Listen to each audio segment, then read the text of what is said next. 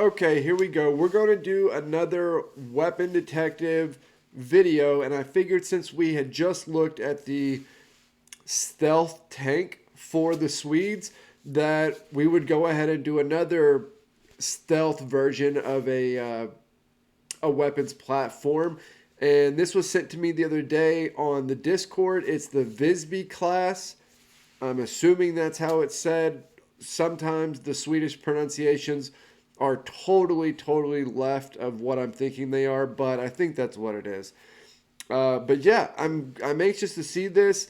There's it looks sort of similar to me to the Zoom Walt that the U.S. has, but I don't know hardly anything about this other than having seen some pictures and that it's supposed to be some version of a stealth ship. So we're about to jump into it. By the way, just past 2,000 subscribers. That's awesome. Thank y'all very much. It's been great. I absolutely love this. So if you like the channel, want to support what we're doing over here, you can like, comment, subscribe. I'll put the Discord link in the description box down below. Let's jump into it.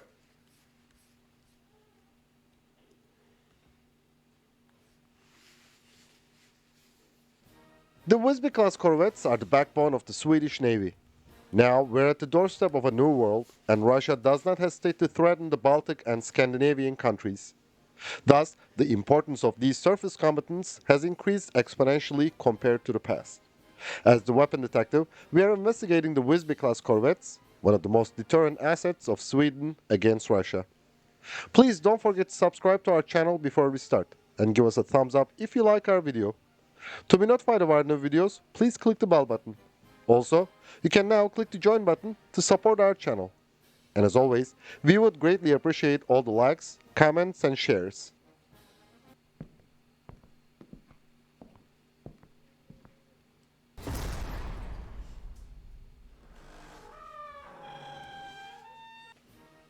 The Visby class corvette is one of the brilliantly innovative weapon systems of Sweden. But we should not ignore that the end of the First Cold War prevented it from being as marvelous as it was initially planned. These vessels are one of the fundamental assets of non-NATO countries to discourage the expansionist ambition of Moscow in the region. After all, the threat of the Soviet Baltic fleet paved the way for the development of the Visby class. Sweden has a large territory, highly strategic position, and a small population. So it has constantly worked on innovative weapon systems to counterbalance numerical inferiority. We can trace the roots of the emergence of the Visby class to the late 1960s, when Stockholm decided to replace its major surface combatants with small ships. By the way, that's something I talked about in one of the comments last video or two videos ago, where I said that that's actually one of the reasons why I like weapon systems and platforms and stuff like that so much, is because I feel like they do, there's a direct line between modern weapons and past conflicts or fears or something like that. There you can tell kind of why the weapon systems are what they are today because of the past history of a country or region or whatever, and that's a really cool part of it to me. In the scope of this decision, the Swedish Navy decommissioned its last frigates and destroyers in 1982. But in 1981, the Soviet Visky-class submarine, S-363, unofficially named as U-137 by the Swedish, had run aground outside Karlskrona. After this incident, Stockholm realized that it had to increase its anti-submarine warfare, shortly ASW capability. Yeah, they were just helping you patrol your waters. Jesus. So, Sweden commissioned the Stockholm-class and Göteborg-class corvettes later. In 1987, the Swedish Navy decided to work on a new innovative design with stealth technology. If you pull that thing into a mid 1700s dock, 1,000% the people there think you are an alien or some sort of deity or something like that.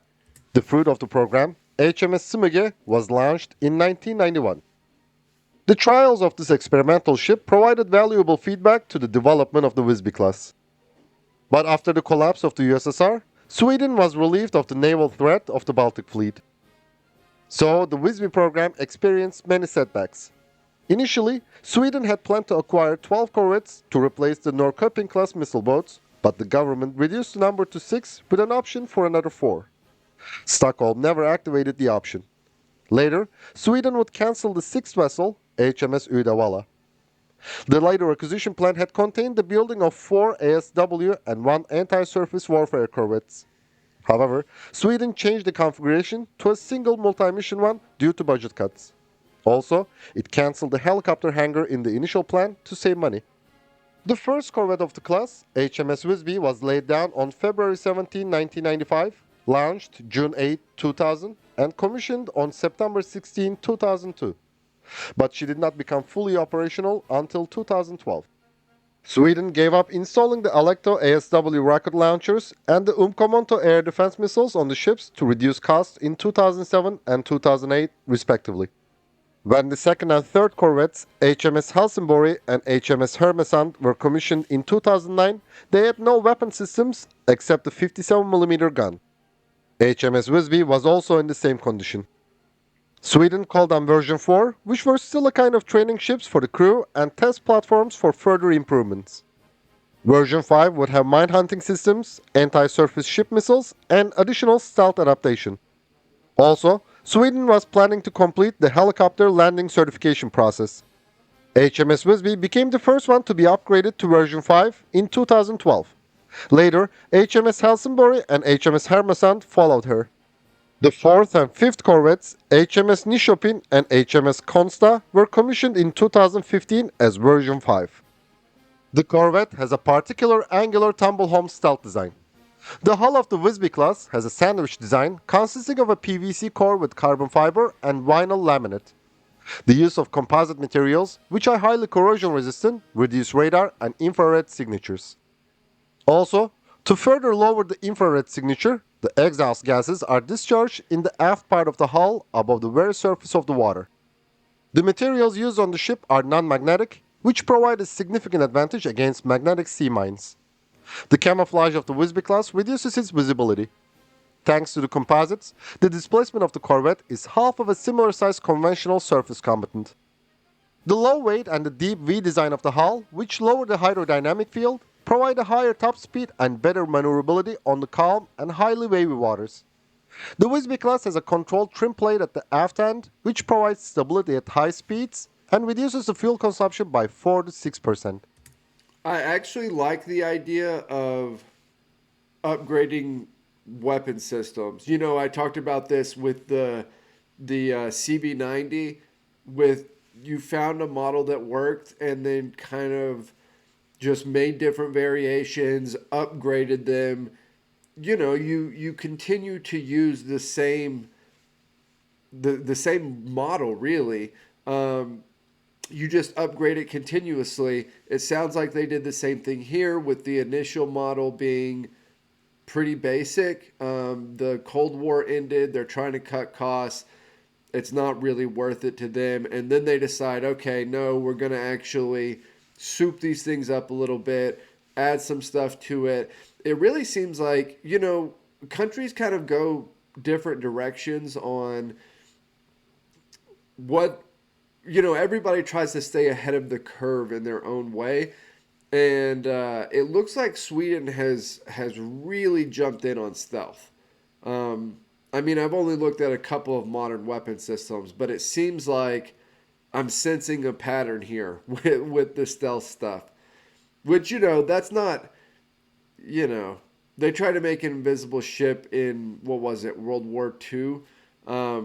It's not uncommon, but with the new technology, you can kind of finagle things to where really massive things like a ship are actually pretty difficult to spot on radar or, you know, even by the naked eye.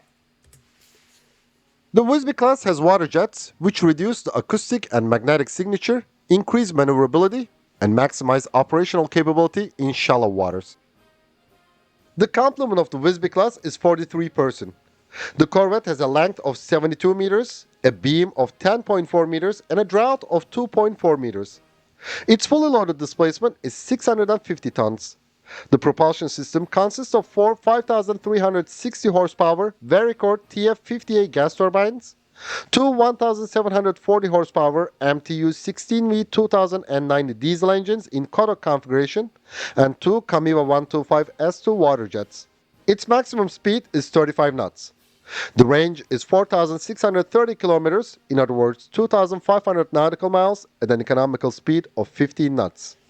The Visby Class has 8 RBS-15 anti-ship missiles, one 57mm SAK Mark III gun, and four 400mm torpedo tubes. It also has the capability. And what did they say they had on it initially? They had there was some type of gun, but it was a, God, I can't remember what it was. They had decided to keep all of the heavier armaments off of it initially. And so I guess they decided they were going to add them all on. That was part of the upgrade, package. It also has the capability of launching depth charges and laying sea mines. The corvette is equipped with the Pilot Navigation Surface Search, Seagrove ABM 3D Air Surface Search, and Ceros 2000 Mark III fire control radars. It has the GDC hull-mounted hydroscience technologies towed away and GDC variable depth sonars. The sonars of the corvette can detect both submarines and sea mines. The Visby Class also carries an improved version of the Double Eagle Mark III remotely operated vehicles for mine hunting. These corvettes have the multi-ammunition. Interesting. This is becoming a more common thing now. I'm assuming that's like either remote controlled or something like that. Basically drones in the water, right? This is becoming a more common, at least, idea now. Even this kind of stuff is like, I say this in all the videos, but the modern tech, you have countries working on like AI vehicles that are are completely controlled by something else. They have all of these sensors and stuff. The AI on it is insane. The future of warfare, at least general warfare, is gonna be nuts. These corvettes have the multi-ammunition soft kill system, shortly MAS, for self-defense systems. It can protect the vessel from anti-ship missile attacks by launching decoys that operate in all relevant wavelengths of the electromagnetic spectrum, such as ultraviolet, electro-optical, laser, infrared, and radar. Interesting. RBS-15 Mark II's advanced guidance system can find and lock on the target even during the 8G of evasive maneuvers. It has a low radar cross-section and infrared signature. The missile, which has a 200 kilogram high explosive blast and pre-fragmented warhead, can reach a range of 150 kilometers. Damn. Well, I'm about to look up what the radar cross section is for the Visby. I'm just curious about it. Radar cross section for Visby Class. Okay, I couldn't find it anywhere. Maybe it's being kept secret. If anybody knows what the radar cross section is for it, I would be really interested. In January 2021, Saab and the Swedish Defense Material Administration signed two agreements for a midlife upgrade for the Visby Class corvettes. According to this program, the Mark III and Mark IV Gugny variants will replace the RBS-15 Mark II soon. The Mark III variant with land attack capability, which has a 4.4 kN microturbo TRI-65 turbojet engine, can reach a range of 200 kilometers. The RBS-15 Mark IV Gugny, which is currently under development, has a range of 300 kilometers. It also has the land attack capability. The 57mm SAK Mark III has a rate of fire of 220 rounds per minute and a maximum effective range of 17,000 meters. The turret has a stealthy design. The barrel is lowered and hidden into the hull to reduce the radar signature when not in use. That looked awesome. The ship carries 240 pieces of 57mm ammunition, 120 of which are ready to fire. The SAK Mark III can fire the first 3P programmable rounds. When the projectile reaches the pre-programmed area, it detonates itself and creates a metal wall consisting of about 2,400 pieces of 3mm thick tungsten balls. So it's like smart munitions is what I'm guessing. The Visby Class carries four 400mm torpedo tubes. Currently, they launched the TP-45's homing torpedo with a speed of 35 knots and a range of nearly 20 kilometers. Soon, the corvette will have the TP-47s, which have a pump jet propulsion system, a range of over 20 kilometers, and a speed of 40 knots. The maximum effective depth of this fully digital passive active sonar homing torpedo is 300 meters. With the Midlife modernization program, the Visby class vessels will gain the capability of launching air defense missiles. Think about how terrible torpedoes were in World War II. I talked about this in at least one of the videos I've done on Midway, but the U.S. torpedoes when the breakout of war happened were like notoriously unreliable. As far as even if they, would work at all, even if they hit something. But all torpedoes basically at that time are, that's why you send a million planes on on a run to hit a ship or an aircraft carrier or something like that. It's because you're gonna have a hard time hitting it, even with all of the planes that you have. Uh, I don't know. It's just the jump in tech here is just wild. The Swedish Navy deploys the A109's naval variant, whose Swedish designation is HKP-15B on the Visby class. The corvette has no hangar, but it has refueling capability for helicopters. The Visby class surface combatants of the Swedish Navy have participated in many multinational naval exercises, such as Cold Response, Joint Warrior, Swifinex, and Trident Juncture. So particularly for the helipad, what's the what's the thought process in an actual engagement? Do they all carry a helicopter with them, or is it there so that if there are air operations going, you know, somewhere around them, a helicopter could come land, refuel, and then jump back out? What's it primarily for? The Visby class also participated in the submarine hunt in the Swedish territorial waters in 2014, which has paved the way for increasing the Swedish defense budget. You can find further information and analysis for this incident in our Yotobori Gevla class corvette video. The current Russo-Ukrainian war has proved once again that increasing the defense budget was a wise decision. Yeah, they've got a good subclass too. What is it? Is it the Gotland sub? That super quiet that diesel electric engine. According to many Western countries, it was unlikely that Russia would start a big war for its expansionist ambition. Still, the problem is not limited to Ukraine. Putin also dreams of having the Baltic region. So, Finland and Sweden have expressed their intentions to join NATO, and Putin did not hesitate to threaten these countries. If Russia attempts to attack these countries, the European Union and NATO will most probably accept a war this time.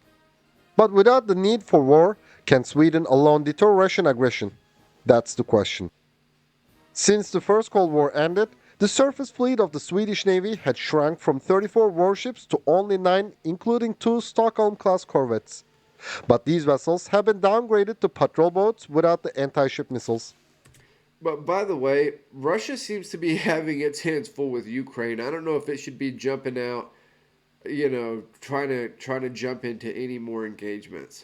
Also, in 2005, Sweden retired the C-212 Maritime Patrol ASW aircraft, which is locally designated as SH-89, without replacement. Due to the detente area after the collapse of the USSR, the Swedish Navy did not equip the Visby class with air defense missiles. In case of a war, the Swedish Air Force will provide air cover for the Navy. But the Visby class has only Link 11 capability, which provides a limited network-centric warfare capability. In 1987, the Swedish Air Force had 501 combat-capable aircraft, while after 35 years, it has only 71 fighters. At first glance, the situation for Sweden is not numerically good, but 3 prime factors say otherwise. First, the Visby class has superior combat and stealth capabilities than the ships of the 1980s fleet. The Russo-Ukrainian war has shown us that the C-4 ISR capacity of the Russian armed forces is inadequate. Yep. Russia has not managed to control the Ukrainian airspace until now. So it seems that They have really struggled with Ukrainian airspace. That's probably been one of the biggest shocks to me in general about the way that this war has gone so far is the inability of Russia to be able to take control of the skies. It's been really surprising to me. the Russian reconnaissance and surveillance systems will not stand a chance to detect and monitor the stealthy Visby Class corvettes. The second fact is that the Ukrainians occupied and wore out the Russian army more than expected. So, Sweden has gained time to modernize the Visby class with air defense missiles and more effective tactical data links such as Link 16 or Link 22. The third fact is that the Russian Baltic fleet is not as mighty as the Soviet Baltic fleet, which had 33 submarines, 2 cruisers, 14 destroyers, 14 frigates, 17 corvettes, some 100 other minor surface combatants, and 135 combat aircraft. Yeah, I feel like there's a misconception that the Russians are more powerful than the Soviets. The Soviets were a major global power. I mean, they were one of the world's two superpowers. That is, that hasn't been Russia since the Soviet Union fell. Now, they obviously have gone in a little bit of a different direction, or did for a little bit, like economically and things like that. But militarily, they are not what they were under the Soviet Union. Today, the Russian Baltic fleet has only 1 submarine, 1 destroyer, 2 frigates, 25 corvettes, and about 30 to 40 combat aircraft. Sounds like plenty to go pick a fight with NATO. The 71 Gripens with the Meteor missiles will be more effective than hundreds of Dorkans and Viggens in a possible war. The primary mission of the Swedish Navy is to keep away the Russian Navy from the nearby waters and prevent its attacks rather than controlling the Baltic. So, the Visby class has enough capability to deter a possible attack of the Russian Baltic fleet. Soon, these corvettes will have better abilities. It seems the innovative approach of the Sweden will thoroughly serve the country's defense as it served in the First Cold War. Thanks for watching our video. And please don't forget to subscribe to our channel and click the bell button to be notified of our new videos. Also, you can now click the join button to support our channel. And as always, we would greatly appreciate all the likes, comments. Okay, so that was the Visby class corvette. Can it deter Russia in the Baltic? Yeah, I mean, I feel like Russia's bitten off a bit more than it can chew already with Ukraine. Even the threats towards the Baltic, I feel like are a miscalculation maybe. I just feel like they're not in any place to be getting super aggressive, towards the Scandinavian countries. So, but yeah, I feel like Sweden does. I mean, obviously they don't have a massive amount of manpower. The country, doesn't have a huge population like a place like Russia does. But even with that, you have seen what Russia could theoretically field and what they actually are fielding in terms of manpower are not the same thing at all. They are two totally different things.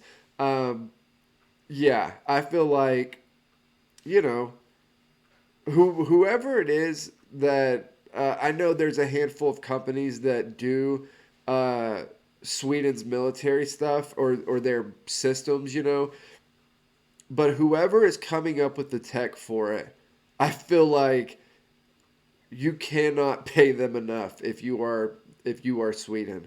Some of this stuff just seems really brilliant. But all right, that was a good video. I will probably get out the next part of the Swedish fighter pilot series tomorrow, and I'm looking at starting a series on really dumb mistakes historically. And I mean like not sorta kinda or could be argued, I mean, like really, really dumb. Um, I'm thinking about starting a whole series over it, just dumb decisions, dumb ideas, stuff like that throughout history. So if you have any good ideas, put them down in the comments, or you can join the Discord. We've been talking about it a little bit over there. But yeah, I'll see you all next time.